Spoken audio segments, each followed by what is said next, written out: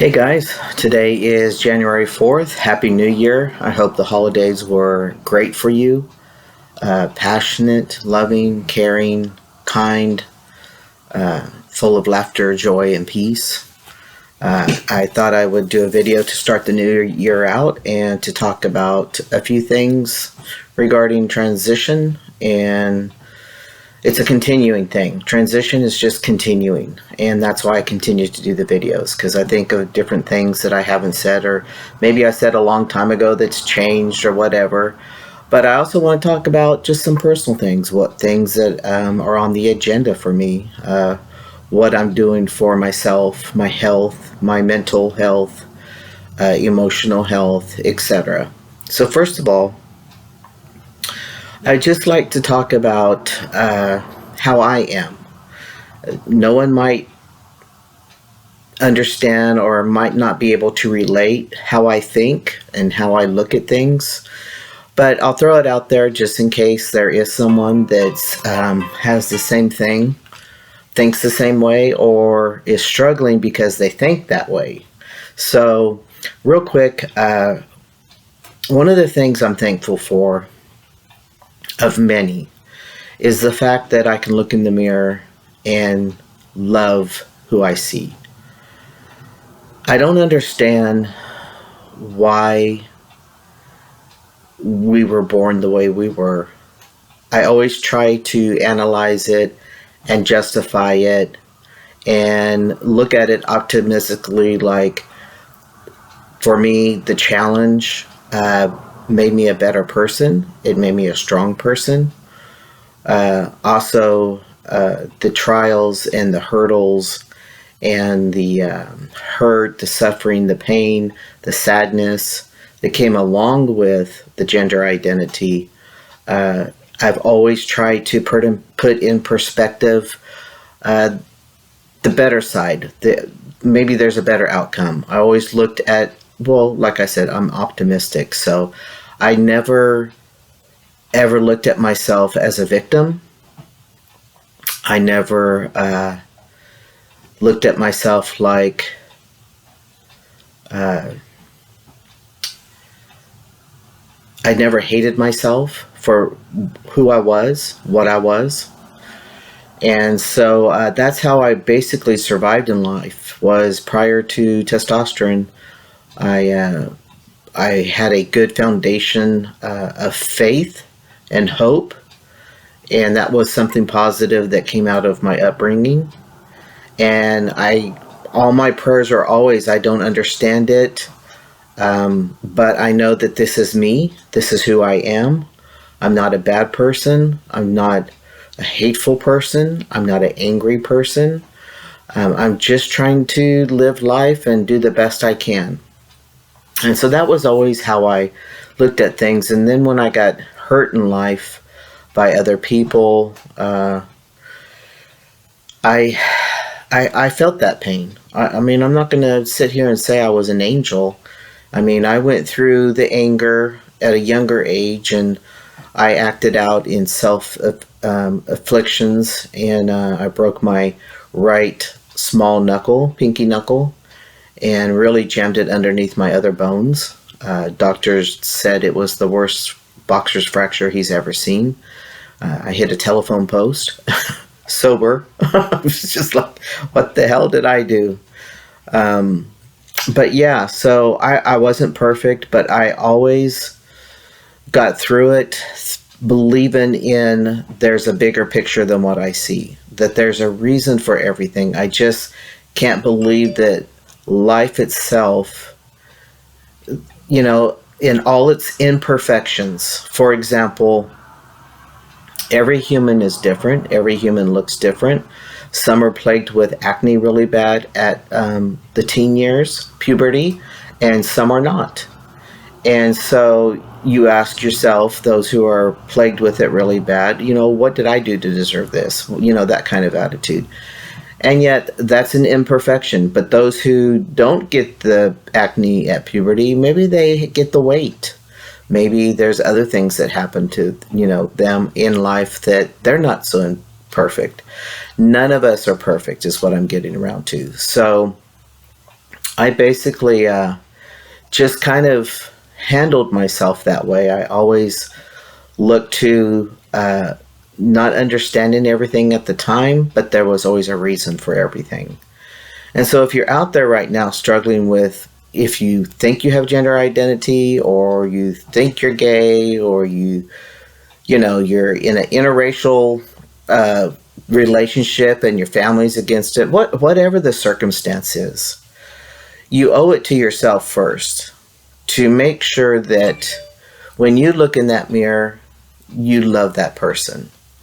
And if you can't say that you love yourself, then you look at the issues or the reasons, and you start working on them one at a time so that you can love yourself.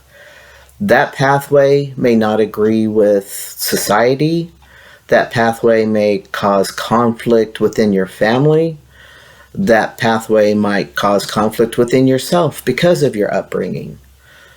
But I think we owe it to ourselves as individuals to be able to look in the mirror and love yourself. Because if you can't do that, you really can't love someone else.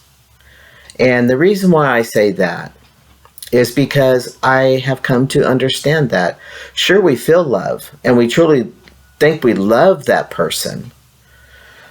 But I think if I look back on my love life, I always turned a blind eye to imperfections. I always turned a blind eye to the fit wasn't there.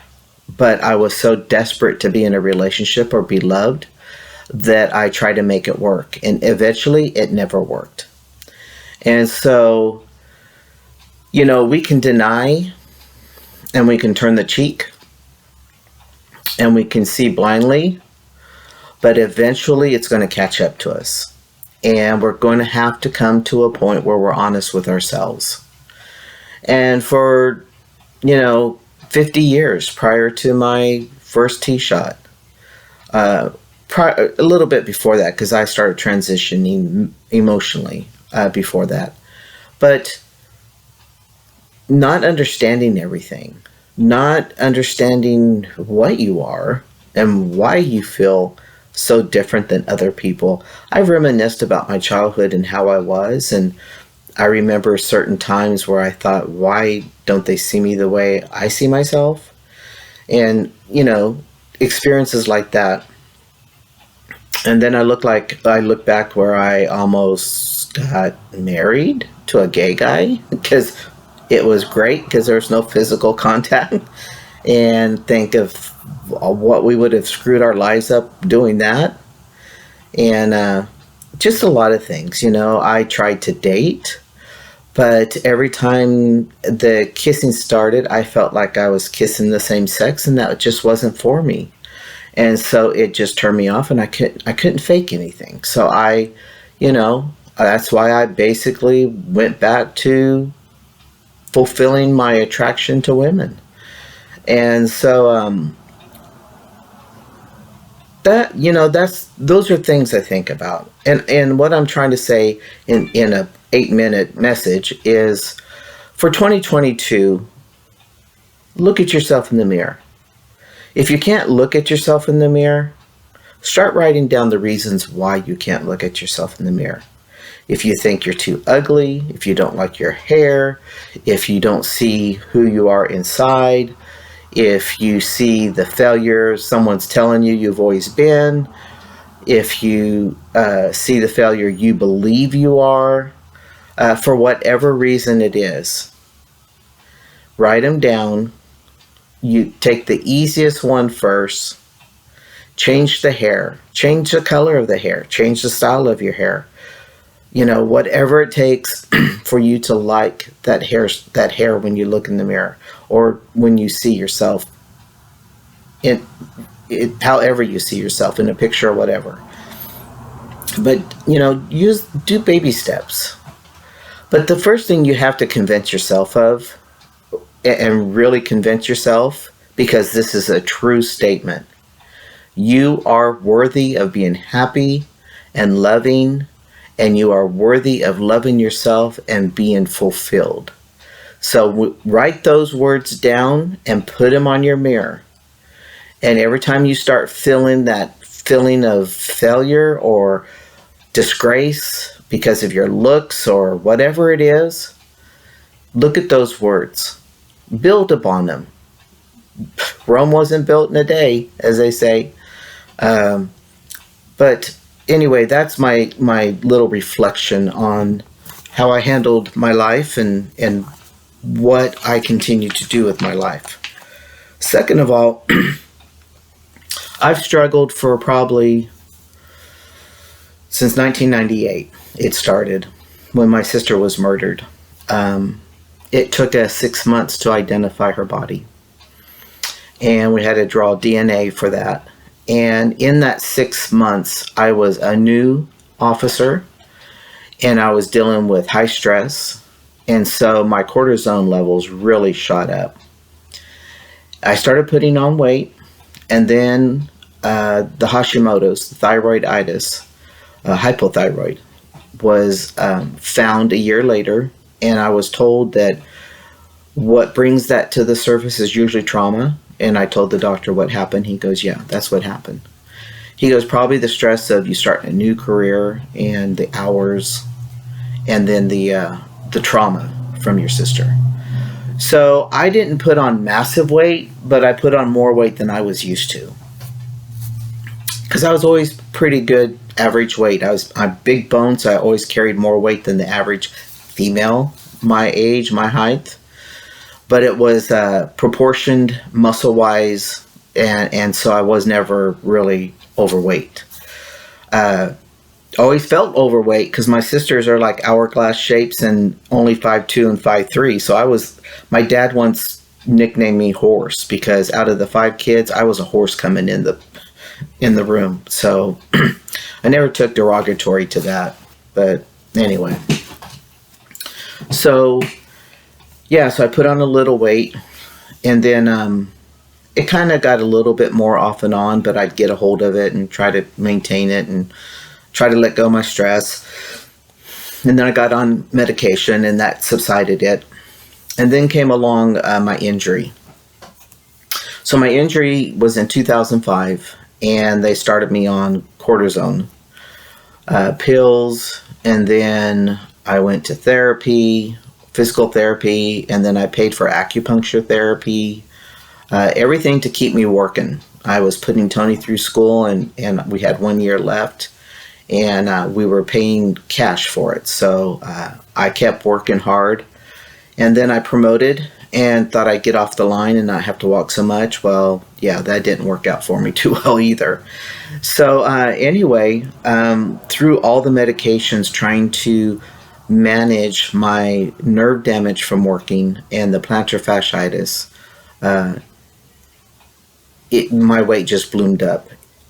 I went up to almost 250 pounds. And the pictures of me back then, I was just bloated. I had fat on me, but I was inflamed.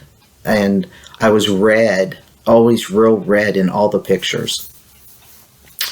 So I've always struggled since then with the weight.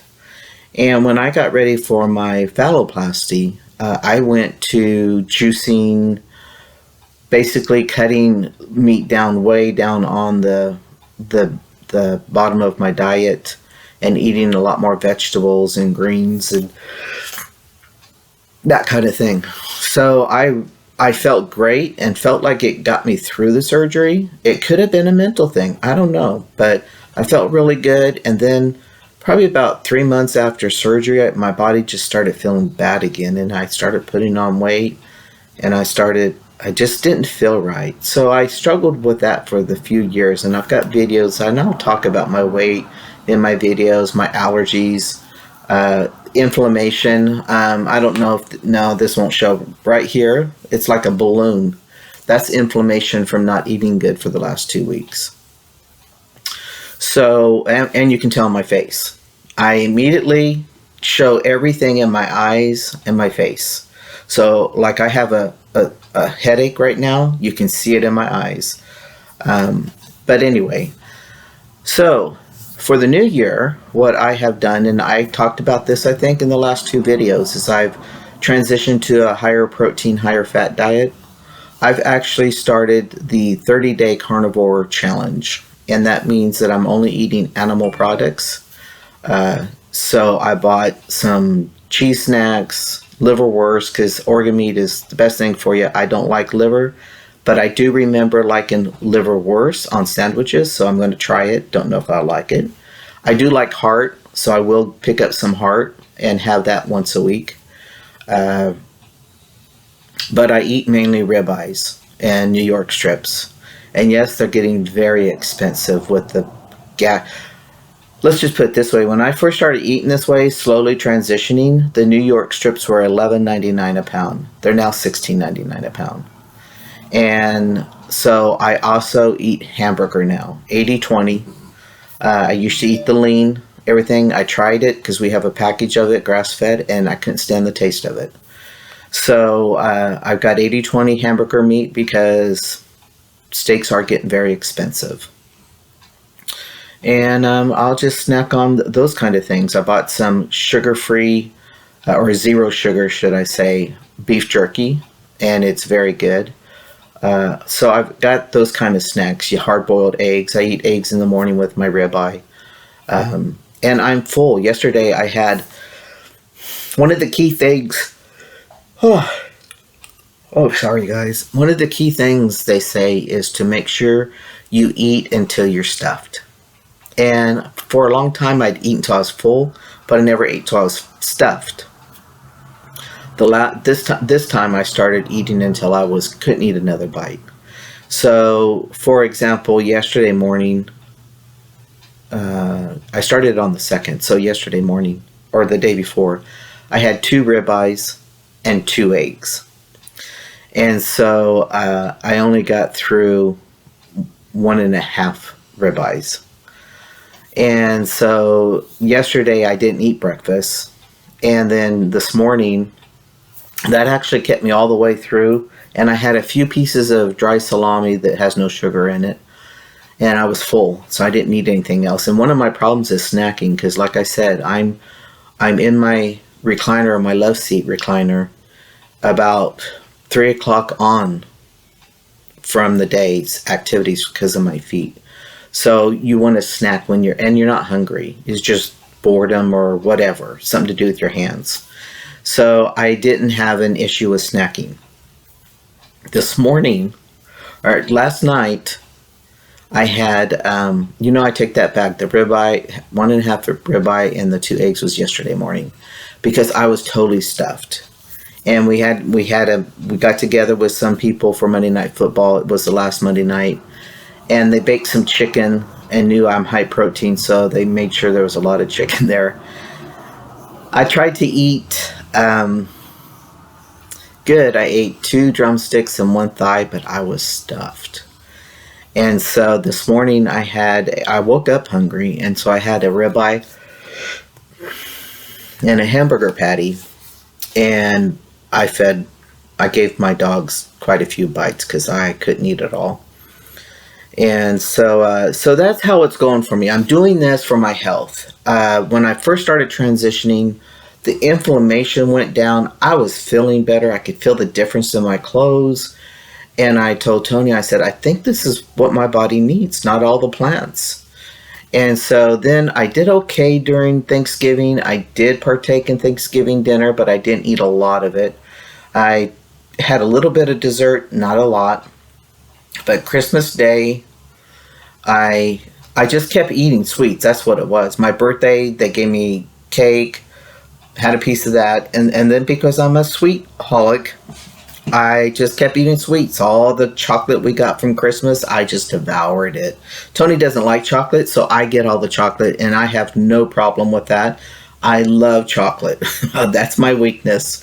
So anyway, so I felt it. I felt it come on. I could feel how I wasn't sleeping. I felt how I woke up, the headaches. I also took myself slowly off the Indrol, which I was given for headaches. And I've been trying to wean myself off medication that I thought was unnecessary. And so I do still have headaches. I took some Indrol today, so I'm going to see if that subsides. I may have to stay on the Indrol. I see my doctor next week. We'll discuss it.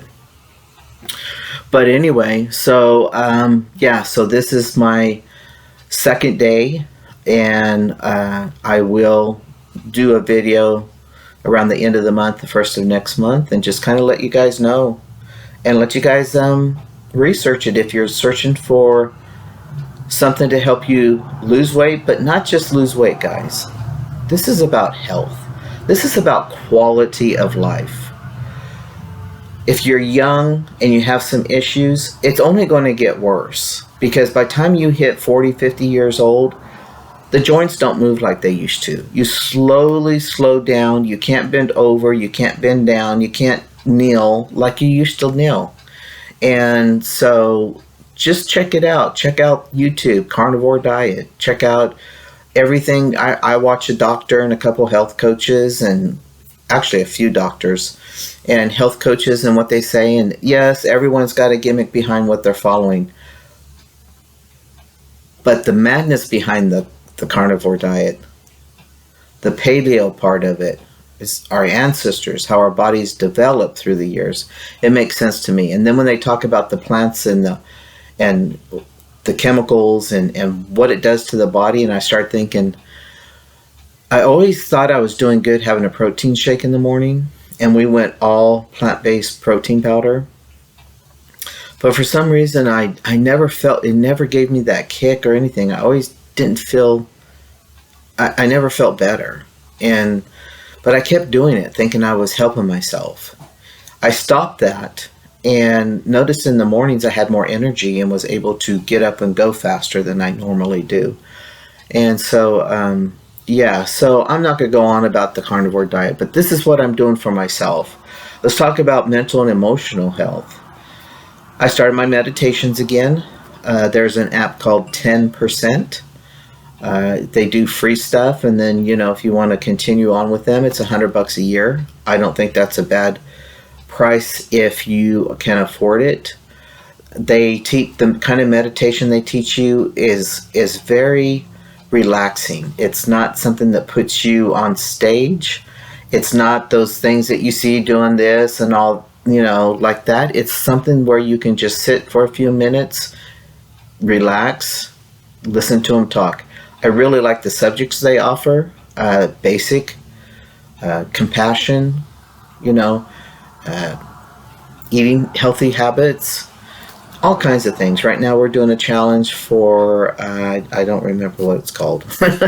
Maybe later I'll tell you, but it's a 14-day challenge. But it's, that's what I'm doing I'm implementing the meditation. I do believe that mental clarity will come with my diet. Like I told you, I don't know if it was the testosterone or maybe just all the brain fog that was happening that I couldn't multitask. And Tony and I's communication has been really bad the last year. Part is hers, but part is maybe I'm not hearing or listening really well. Maybe I'm not understanding, because I don't understand. The picture isn't painted clear for me. And it's like the picture has to be painted pretty clear for me to understand what she's talking about. And when she jumps subjects, I have no clue where she's gone. I'm still back at Joe and she's talking about Diane, you know?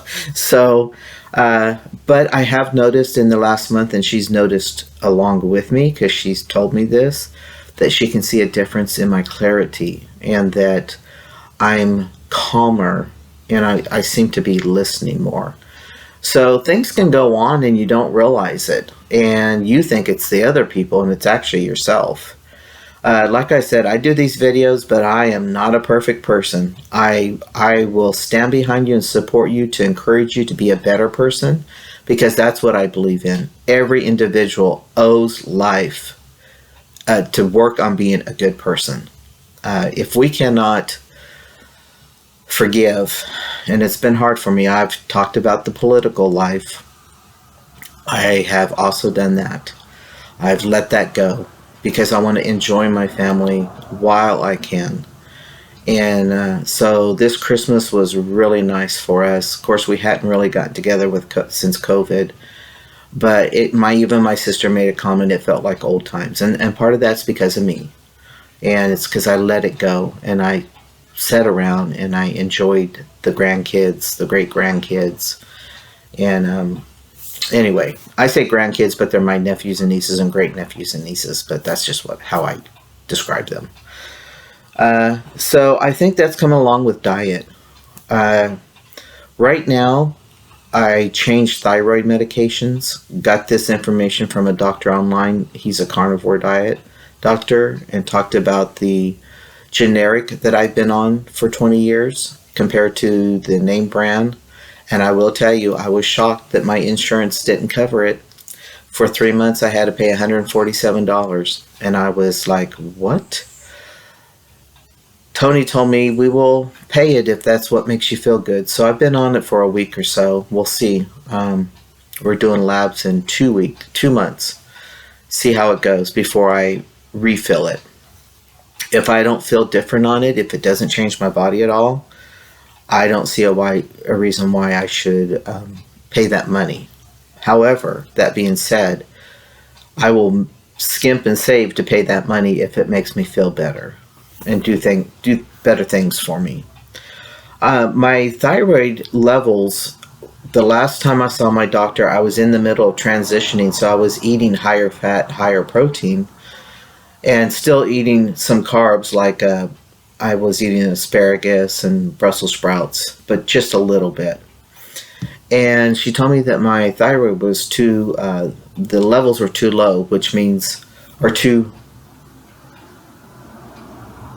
so my numbers were too low, so it meant that that I was going towards hyperthyroidism.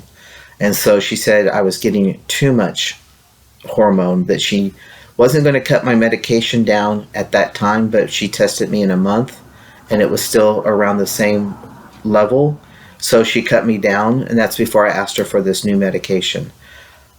I don't know. Maybe this diet's helping my body produce the hormone again. She told me my thyroid was gone. So I don't know. We'll see. But if I keep having to be cut down on thyroid medication and my body's making it, well, that's even another good thing for me, because I do not like to be on medications. So anyway, that's the update, guys. I ask that all of you that have any faith or hope to keep continuing to believe in that. And for those who listen to the political world and are just probably heart-stricken like I am about what's going on in our nation, just know I have to believe, and this is the way I've always handled my life, I have to believe the greater good will prevail. We may go through the valley, we may, hit rocky ground, but the greater good will prevail. Because treating people with violence, hate, verbal abuse, physical abuse, just because they don't think the way you do or or agree with what you think they should, that can't last. These people may not ever wake up, but they can be held down, because kindness and forgiveness and just not reacting to these people, they'll have no one to argue with. They'll have no justification in their actions. Just think about that. All right? Long video. Hope you enjoyed the content. Until the next time, take it one day at a time. Always make your journey as simple as possible. We'll talk to you later.